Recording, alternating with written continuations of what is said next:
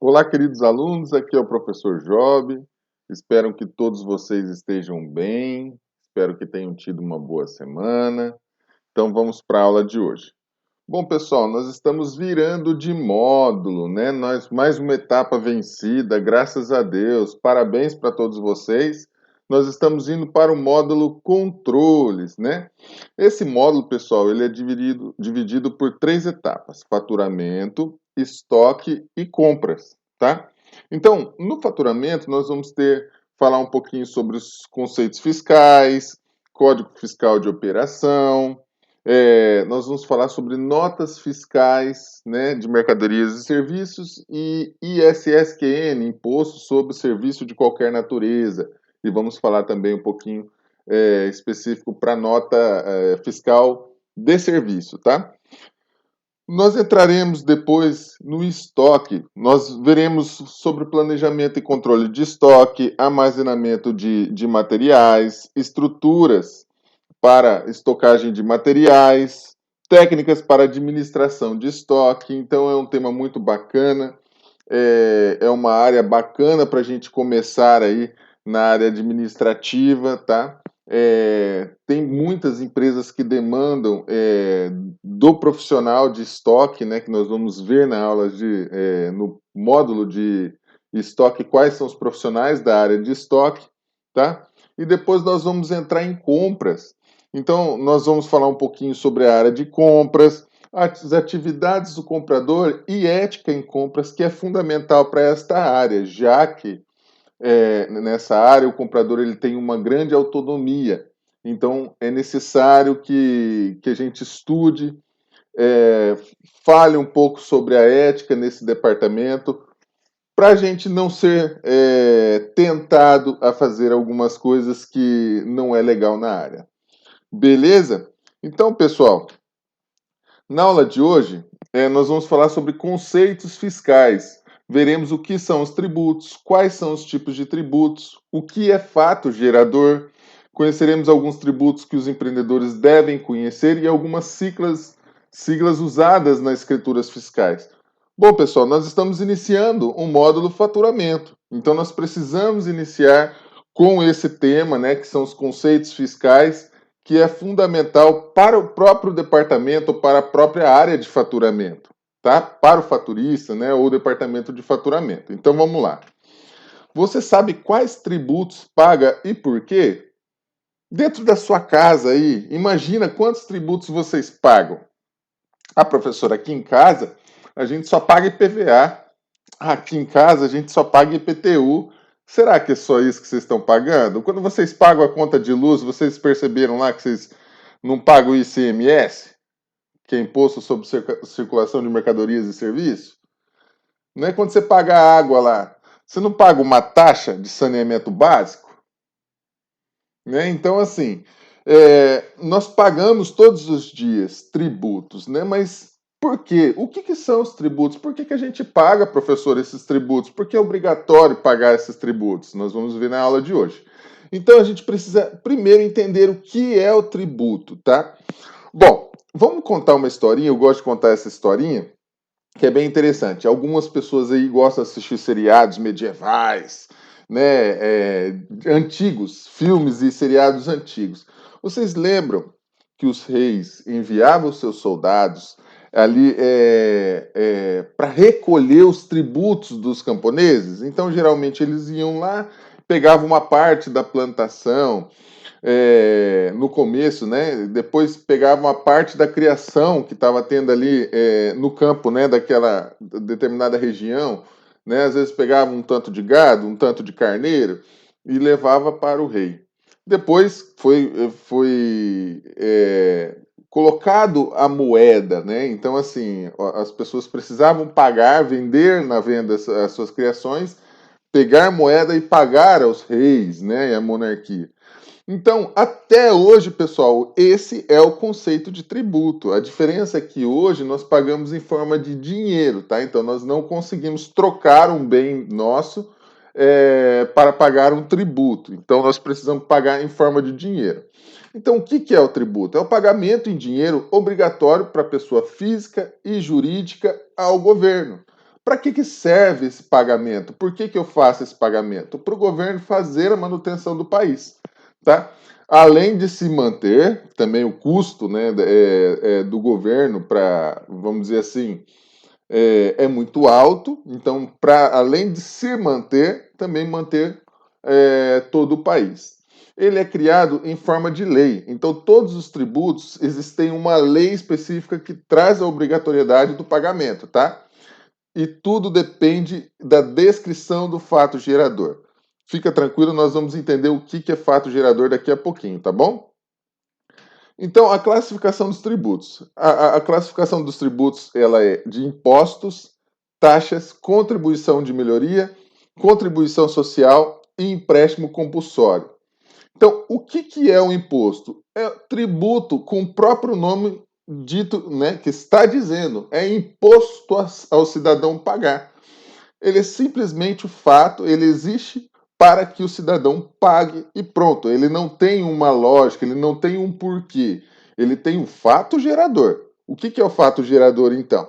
É a origem que gera a obrigação do pagamento do imposto. Então, qual que é a origem que gera a obrigação do IPVA? É você ter um carro. O fato de você ter um carro, então, o governo impõe que vocês paguem o IPVA. Professor, mas eu ouvi dizer que o IPVA é para fazer a manutenção das estradas, é para fazer a manutenção das vias, né, da rua em que a gente circula. Gente, não tem nada a ver, tá? O imposto, o governo coloca aonde ele quiser. Imposto de renda, né? Para que serve o imposto de renda? Ou seja, o fato gerador é o fato de eu ter tido renda o ano passado.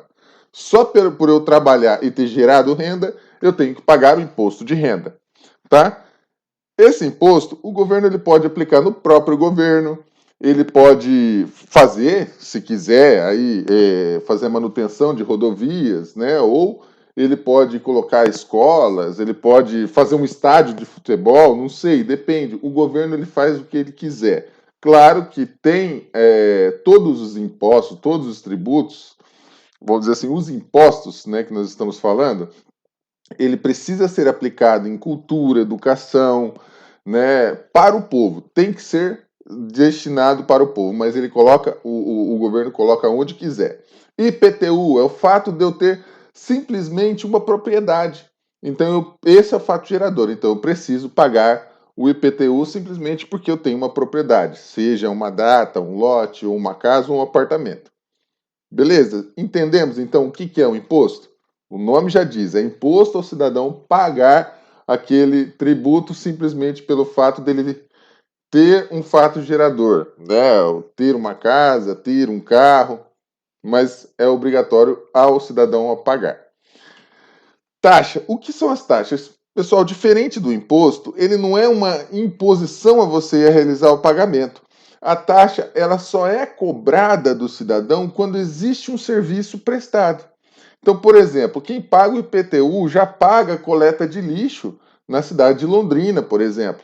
Então, no começo, lá, quando a gente vai pagar lá no começo do ano o IPTU, ou a gente parcela, não sei, ele já está incluída a taxa de coleta de lixo. Por quê? Porque ele fornece, o município fornece ao cidadão esse benefício de coleta de lixo. Fornecimento de esgoto. Você pode ver lá na água, né, quando você na fatura da água, que você paga uma taxa de fornecimento de esgoto. Se você não paga, é porque ainda não passa a tubulação de esgoto na sua rua. Mas se passa a tubulação e tem o saneamento básico ali, você paga essa taxa de fornecimento do esgoto. Então, a taxa você só vai pagar se existir um serviço prestado pelo governo específico para você. Tranquilo? Contribuição de melhoria. Pessoal, a contribuição de melhoria, o governo pode ou não aí, aplicar num determinado benefício. Mas o que acontece? Vamos supor que você tem uma casa ali num bairro rural.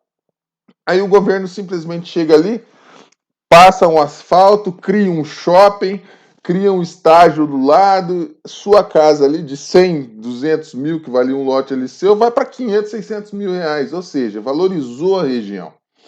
Pelo fato dessa contribuição, essa melhoria na região, o governo pode cobrar uma contribuição de melhoria, tá? Que vem para você pagar aí, tá? Tipo um carnezinho para você pagar nessa contribuição de melhoria.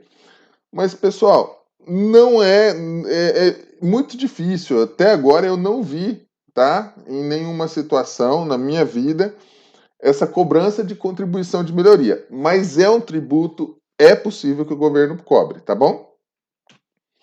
Contribuição social. A contribuição social é um dinheiro que nós pagamos, é um tributo que nós pagamos para um bem coletivo, um bem do Estado por si. Quando a gente fala Estado, nós estamos falando do nosso país. Então, por exemplo, o INSS, a Previdência Social e a Seguridade Social. Ela é um bem para todo mundo. Então, nós pagamos para que todos tenham direito à aposentadoria, para que todos tenham auxílio-doença, para que todos tenham o salário família, tá? Então, nós fazemos esse pagamento, né, essa contribuição social para que todos tenham um direito de um benefício em prol do governo. O governo pode criar um outro benefício desse? Pode. Pode criar várias contribuições sociais, tá? Aí fica a cargo do governo. Então, nós pagamos para um bem em nível nacional, para todo mundo ter o direito, beleza? E existe o último, que é o empréstimo compulsório. Pessoal, o que é o empréstimo compulsório, que a gente fala, né? O tributo de empréstimo compulsório. Nós podemos dar um exemplo, não tenho nada a ver e não quero entrar em questão de política, tá bom, pessoal? Mas nós tivemos no Brasil um acontecimento de empréstimo compulsório, que foi na época do Collor. Para aqueles que são mais velhos, que viveram essa época, sabem muito bem do que eu estou falando. Aqueles que não viveram essa época, pergunte aos seus pais e seus avós o que aconteceu. O empréstimo compulsório, o governo trava a conta de todo mundo, de todo cidadão. Puf, travou a conta e utiliza o dinheiro. Ele pode ou não deixar o valor ali para a pessoa se manter, mas ele pega, trava esse dinheiro e utiliza esse dinheiro. Professor, eu não sabia que era possível. E aconteceu com o Collor, né? O Collor utilizou disso que nós vamos falar agora para pegar esse dinheiro aí para fazer um levantamento de capital. Pessoal, é importante dizer que isso daí é extrema urgência, é estado de calamidade pública e que o governo não tenha dinheiro mais para bancar. Aí ele pode fazer um empréstimo compulsório, tá? Mas existem várias metodologias do governo para arrecadar dinheiro, mesmo quando não tenha dinheiro, né, no caixa. Vamos dizer assim, ele pode criar títulos, né, do Tesouro Direto para o cidadão comprar esses títulos e ele arrecadar dinheiro, tá? Então, fiquem tranquilos, é muito difícil acontecer, tá? Então, é estágio de calamidade pública quando o governo não tem dinheiro para bancar e quando acontece guerras externas. Então, por exemplo, às vezes aconteceu Deus me livre e guarde, a Terceira Guerra Mundial e o Brasil entrou na guerra. E daí o governo começou a injetar dinheiro, injetar e acabou o dinheiro. Então ele pode utilizar o dinheiro do cidadão, fazendo esse empréstimo compulsório para a manutenção dos soldados lá fora, tá? Tributos que o empreendedor precisa conhecer: imposto de renda pessoa jurídica, CONFINS, né, IRPJ, CONFINS, contribuição para financiamento de seguridade social, IPI, imposto sobre produto industrializado, ICMS, imposto sobre circulação de mercadoria e serviço, ISS, imposto sobre serviço de qualquer natureza. Esse é o ISSQN, tá? Mas nós chamamos aí de ISS, que fica mais fácil a pronúncia, tá? IPVA, Imposto sobre Propriedade de um Veículo, II, que é Imposto sobre Importação, IOF, que é Imposto sobre Operação Financeira. Nós pagamos bastante IOF nos bancos, tá? Nas transações bancárias. Então prestem atenção, vejam no extrato. FGTS, que é o Fundo de Garantia do Tempo de Serviço. Algumas siglas usadas nas escrituras fiscais: Código Fiscal de Operações, né? Documento de arrecadação de Receita Federal, a DARF, a DIRF, Declaração de Imposto de Renda retido na fonte, INSS, Instituto Nacional de Seguridade Social, NFE, que é Nota Fiscal Eletrônica, NFSE, que é Nota Fiscal de Eletrônica de Serviço, Sintegra, que é o Sistema Interligado de Informações Interestaduais, DANF é o documento auxiliar da nota de serviço, que serve para o frete, tá? Para acompanhar a mercadoria para o frete. Pessoal, então o que é o fato gerador? É a origem que gera a obrigação do pagamento do tributo, ou seja, através dessa origem é criado uma lei em cima daquele tributo, né? E é cobrado a partir daquele fato gerador, tá? Então, por exemplo, o ICMS. O que é o fato gerador? É a circulação da mercadoria ou serviço. Então, é imposto sobre circulação de mercadoria e serviço.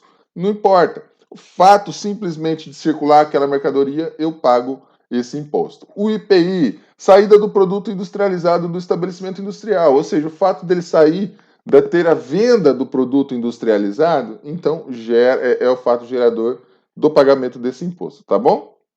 Pessoal, o que é a base de cálculo? É o valor base em que é incidida a alíquota, ou seja, a porcentagem de imposto a ser cobrada.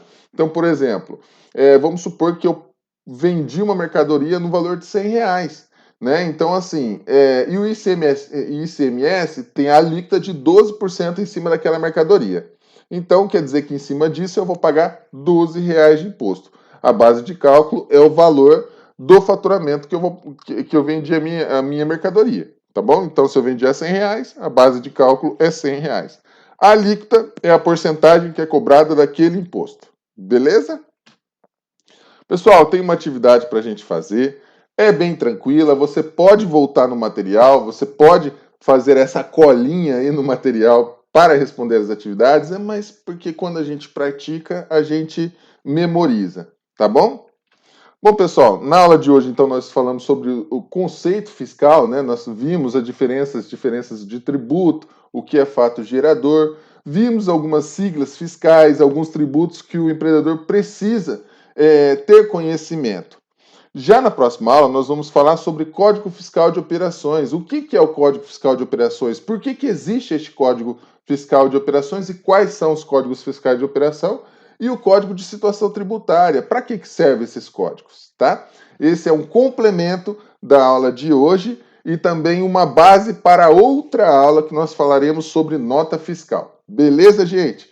Bom final de semana, uma excelente semana para todos. Abraço e até a próxima aula. Tchau!